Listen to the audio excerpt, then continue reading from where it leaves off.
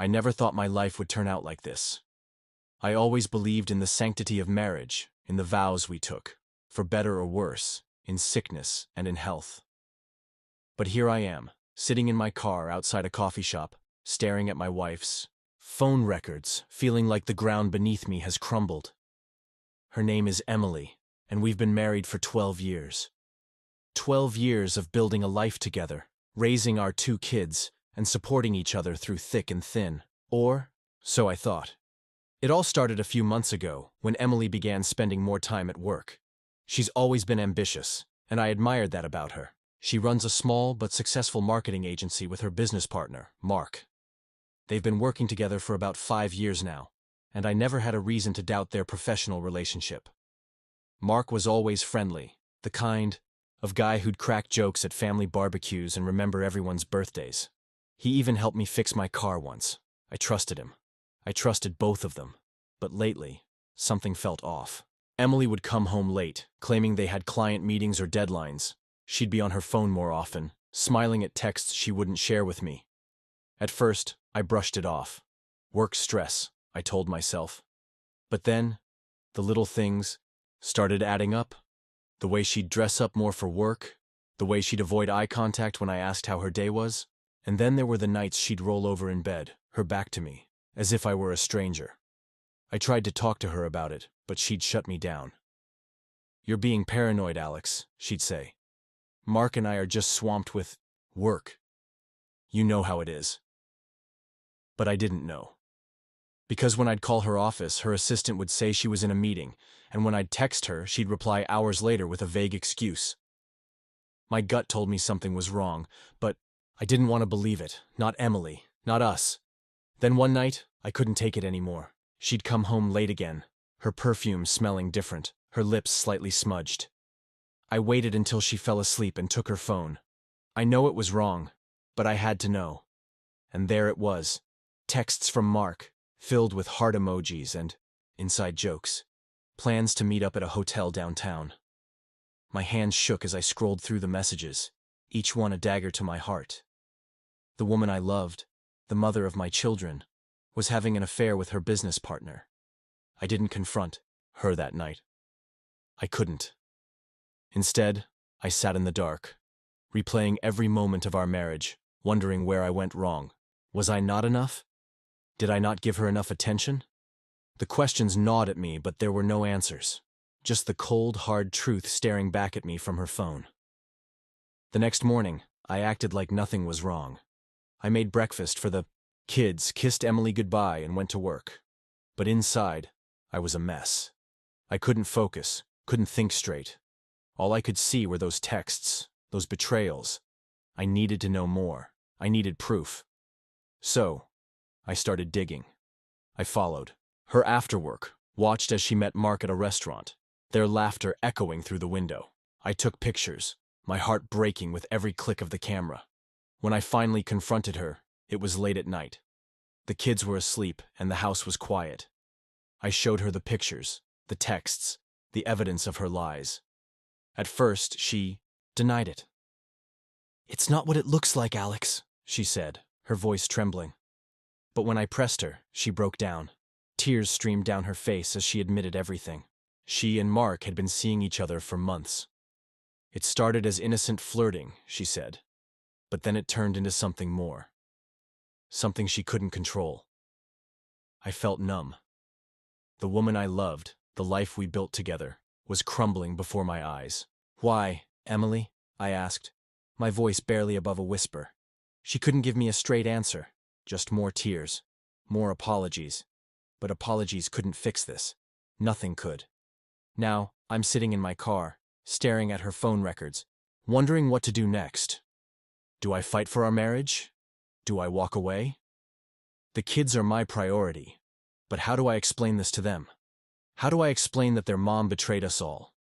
This is just the beginning of my story, and I don't know how it will end, but one thing's for sure. Nothing will ever be the same again. The days after the confrontation were a blur. Emily moved out temporarily, saying she needed space to figure things out. Space? I wanted to scream at her.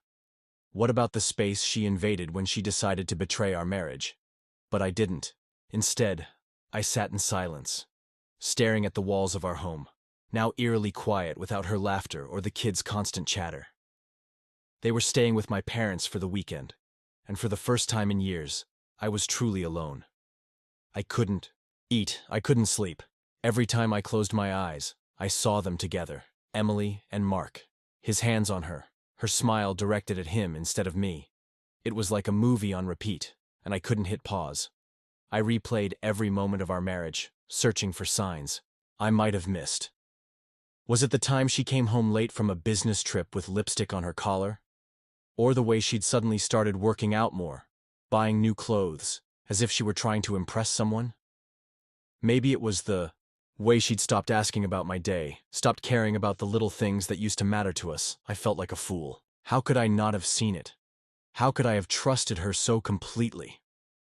A week after she left, Emily called.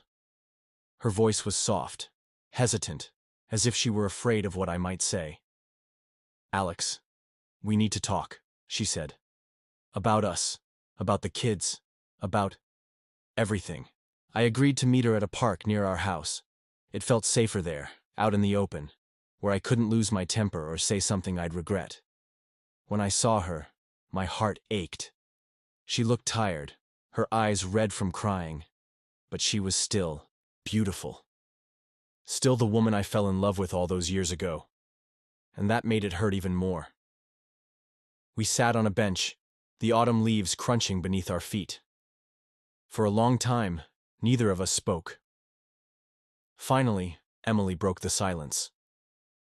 "I'm sorry, Alex," she said, her voice trembling. "I never meant to hurt you. It just happened." "It just happened?" I repeated, my voice cold. "You don't just accidentally fall into bed with someone, Emily. You made a choice. Every text, every lie, every time you looked me in the eye and told me nothing was wrong, those were choices." She flinched, but I didn't stop. "Do you love him?" I asked, the words tasting bitter on my tongue. She hesitated, and that hesitation told me everything I needed to know. "I don't know," she whispered. "It's complicated." Complicated. I laughed, but there was no humor in it. "You're my wife, Emily. We have 2 kids together. We built a life together. And you're standing here telling me it's complicated?" She started crying then, her shoulders shaking as she buried her face in her hands. "I never wanted this, Alex. I never wanted to hurt you. But things between us, they haven't been right for a long time. We've been drifting apart, and I felt alone." Her words hit me like a punch to the gut. Alone? She felt alone? What about me? I was the one sitting in an empty house, wondering where it all went wrong. I was the one trying to hold everything together while she was off playing house with Mark. "So what now?" I asked, my voice hollow. "Do you want a divorce? Is that what this is about?" She didn't answer right away. Instead, she looked at me, her eyes filled with a mix of guilt and sadness. "I don't know," she said finally. "I need time to figure things out. For me. For us. For the kids." I wanted to scream at her, to tell her she didn't deserve time, that she'd already taken enough from me. But I didn't. Instead, I stood up, my hands clenched into fists at my sides. "Take all the time you need, Emily," I said, my voice steady despite the storm raging inside me. "But don't expect me to wait around for you to make up your mind." I walked away then, leaving her sitting on that bench, her tears falling onto the ground like raindrops. I didn't look back. I couldn't. Because if I did, I might have broken down, and I couldn't afford to fall apart. Not yet. The next few weeks were a whirlwind of emotions. I threw myself into work, trying to distract myself from the pain. But no matter how busy I was, the thoughts always crept in. What would happen to us? To the kids? Would Emily and Mark end up together, building a new life while I picked up the pieces of the one they destroyed? I started seeing a therapist, someone to help me sort through the mess in my head. It wasn't easy, talking about my feelings, admitting how broken I felt, but it helped. Slowly, I began to realize that this wasn't just about Emily's betrayal. It was about me, too. About the person I'd become, the husband I'd been, and the father I wanted to be. One night, after a particularly tough therapy session, I called Emily. She answered on the second ring, her voice cautious. "Alex? We need to talk," I said, my voice steady. "About the kids. About how we move forward. Because whether we're together or not, they deserve better than this." She agreed, and we met again, this time at our house. The kids were still with my parents, and the silence felt heavier than ever. We sat at the kitchen table, the same table where we'd shared countless meals and laughter, and talked, really talked, about our mistakes, our regrets, and our hopes for the future. It wasn't easy. There were tears, anger, and moments when I wanted to walk away. But for the first time in a long time, I felt like we were being honest with each other. And that honesty, as painful as it was, gave me a glimmer of hope. But hope is a fragile thing, and I knew better than to hold on to it too tightly. Because even as we talked, even as we tried to find a way forward, there was one question, lingering in the back of my mind, one I wasn't sure I wanted the answer to. Did I still love her? The kids came home the following weekend. Emily and I had agreed to keep things as normal as possible for their sake, but the moment they walked through the door, I could tell they sensed something was wrong. Kids are smarter than we give them credit for. They can feel tension in the air, even if they don't understand where it's coming from. My daughter, Lily, who's 9, was the first to ask. "Where's Mom?" she said, looking around the living room. "Isn't she here?" I forced a smile, kneeling down to her level. "Mom's been really busy with work," I said, choosing my words carefully. "But she'll be here soon, okay?" Lily nodded, but her eyes were filled with questions. My son, Jake, who's 6, didn't say much. He just hugged me tightly, as if he could sense I needed it. That hug broke me in ways I didn't expect. How could I explain to them that their family might never be the same? That the two people they loved most in the world had hurt each other in ways they couldn't understand? Emily arrived an hour later, her smile strained as she walked through the door. The kids ran to her, their excitement momentarily masking the tension in the room. But as the day went on, the cracks began to show. Emily and I moved around each other like strangers, our conversations clipped and awkward. The kids noticed. Of course they did. That night, after we'd put them to bed, Emily and I sat in the kitchen, the silence between us heavy. "We can't keep doing this," I said finally, my voice low so the kids wouldn't hear. "They know something's wrong." Emily sighed, running a hand through her hair. "I know," she said. "But what do we tell them, Alex? That their mom made a terrible mistake? That their parents might not stay together?" Her words hung in the air, a painful reminder of the reality we were facing. "We tell them the truth," I said after a moment. "Not all of it, but enough. They deserve to know that we're trying to figure things out, but that we love them, no matter what." Emily nodded, tears welling in her eyes. "I hate this," she whispered. "I hate what I've done to us, to them." I wanted to comfort her, to tell her it would be okay.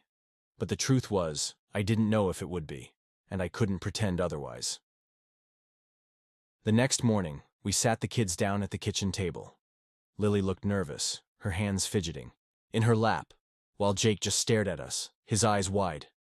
"We need to talk to you about something," I began, my voice steady despite the lump in my throat. "Mom and I are going through a tough time right now, and we're trying to figure some things out.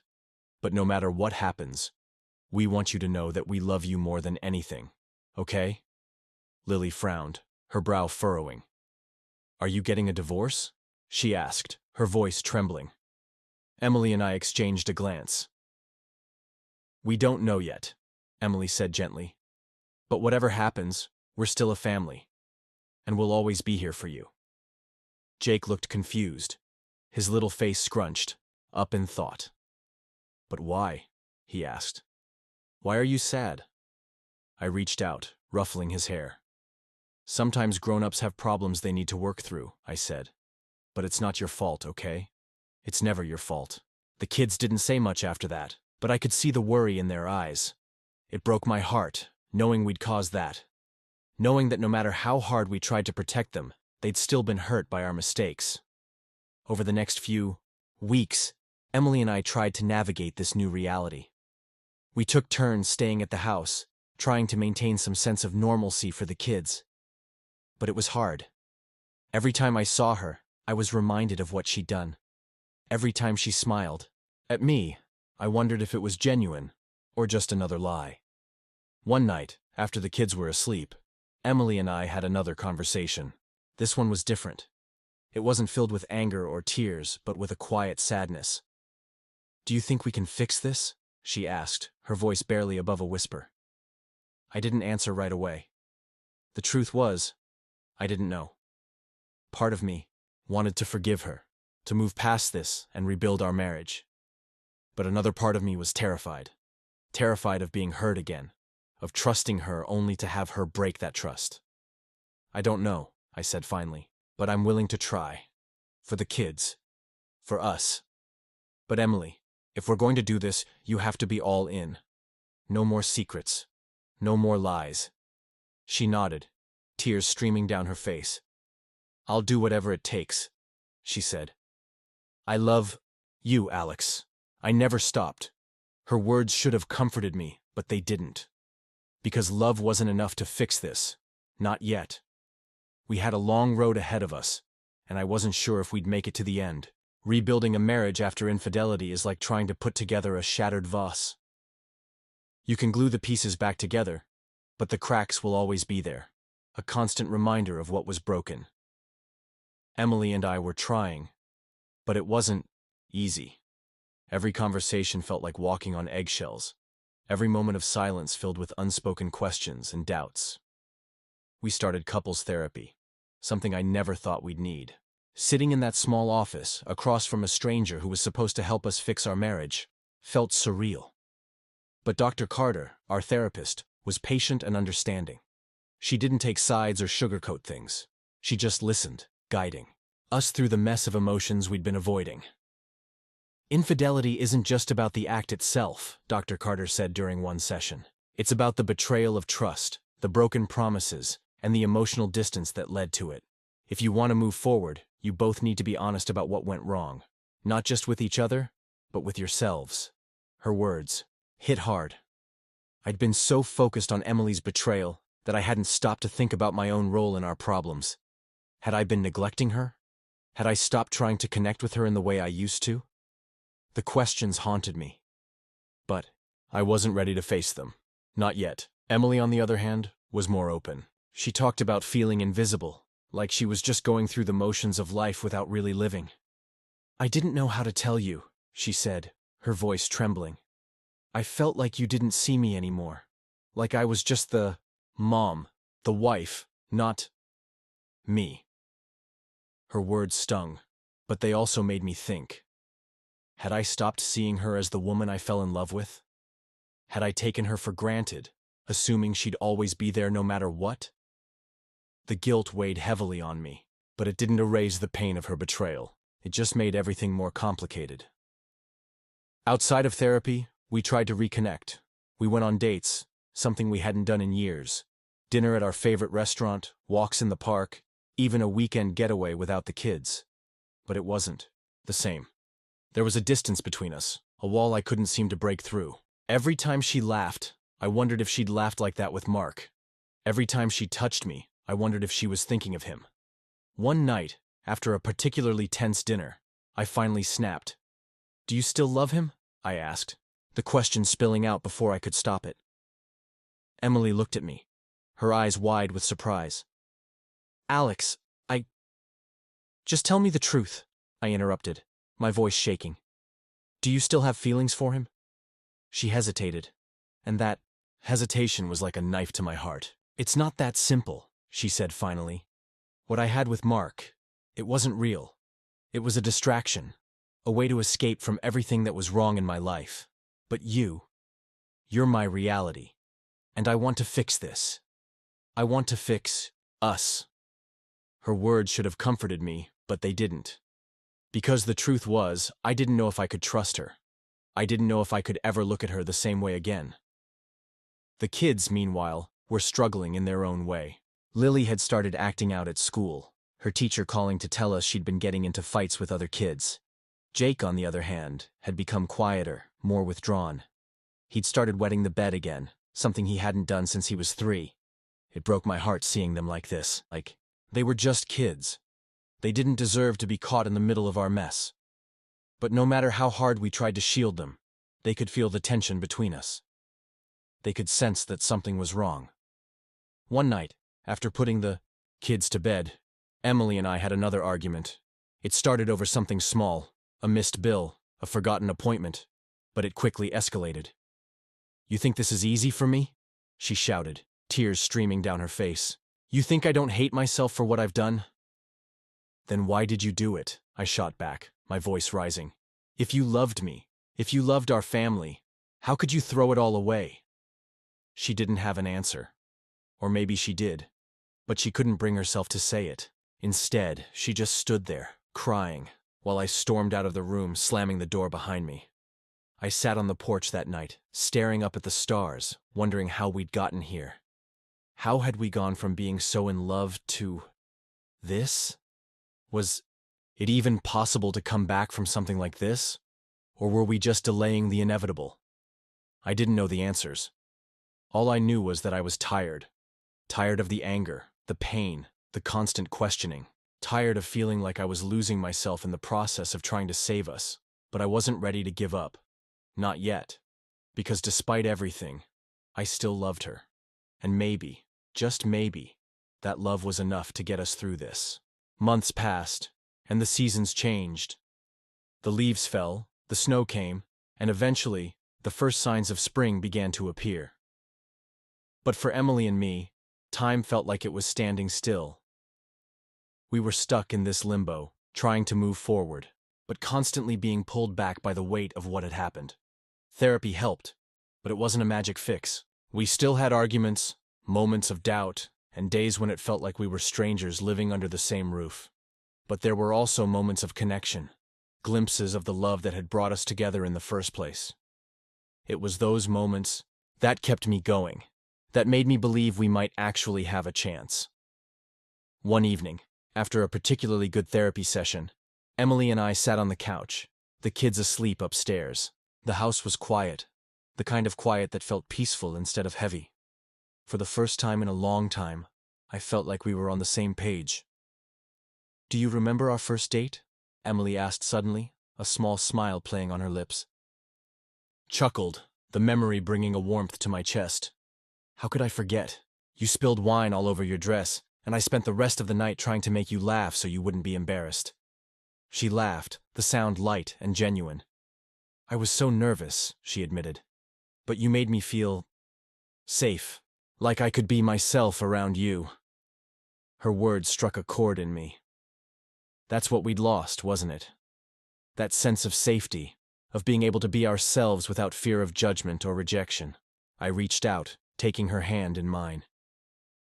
"I want us to feel that way again," I said quietly. "But I don't know if I can forget what happened." Emily nodded, her eyes filled with understanding. "I don't expect you to forget," she said. "And I don't expect you to forgive me overnight. But I'm willing to do whatever it takes to earn back your trust, to show you that I'm committed to us, to our family." Her sincerity was undeniable, and for the first time in a long time, I felt a flicker of hope. Maybe we could get through this. Maybe we could come out stronger on the other side. But hope is a fragile thing, and it doesn't always lead to the outcome we want. A few weeks later, I found myself sitting in my car outside Mark's apartment. I hadn't planned to go there. It was a spur-of-the-moment decision, driven by a mix of anger and curiosity. I needed to see him, to confront the man who had played a role in destroying my marriage. When Mark opened the door, he looked surprised, but not entirely shocked. "Alex," he said, his voice cautious. "What are you doing here?" I didn't mince words. "I want to know why," I said, my voice steady despite the storm of emotions inside me. "Why did you do it? Did you ever stop to think about the damage you were causing?" Mark sighed, running a hand through his hair. "It wasn't about you," he said finally. "It was never about you." Emily and we got caught up in something we shouldn't have. But it's over, Alex. It's been over for a long time. His words didn't bring me the closure I'd hoped for. If anything, they left me feeling more confused. Because if it wasn't about me, then what was it about? Was it just a mistake? A moment of weakness? Or was it something deeper? Something that had been missing in both of their lives? I didn't have the answers, and maybe I never would. But as I drove home that night, I realized something important. I couldn't keep living in the past. I couldn't keep letting Emily's betrayal define our future. If we were going to move forward, I had to make a choice. To either let go of the pain and truly forgive her, or to walk away and start over. The decision didn't come easily. It took weeks of soul-searching, of late-night conversations with Emily, of therapy sessions and moments of quiet reflection. But eventually, I made my choice. One evening, as we sat on the porch watching the sunset, I turned to Emily and said the words I'd been holding on to for so long. I forgive you. She looked at me, her eyes filled with tears. Do you mean that? She asked, her voice trembling. I do, I said, taking her hand in mine. But forgiveness doesn't mean forgetting. It means choosing to move forward, to rebuild what we've lost. And I want to do that with you, Emily. But only if you're all in. She nodded, tears streaming down her face. I'm all in, she said. I love you, Alex. And I'm so sorry for everything. It wasn't a perfect ending. There were still challenges ahead, still moments of doubt and fear. But for the first time in a long time, I felt like we were on the right path, together. This story wasn't easy to tell, and it wasn't easy to live through. But it's a reminder that love, while powerful, isn't always enough. Relationships take work, honesty, and a willingness to confront the hard truths. Whether you're rooting for Alex and Emily or think they should have gone their separate ways, I hope their journey has given you something to think about. Thank you for watching until the end. If you've been through something similar, know that you're not alone. And if you're facing your own challenges, remember that it's okay to seek help, to take your time, and to prioritize your own well-being. Don't forget to like, comment, and share your thoughts on this story. And if you want to hear more real-life stories like this one, make sure to subscribe and check out my other videos. Thanks for watching, and I'll see you in the next one.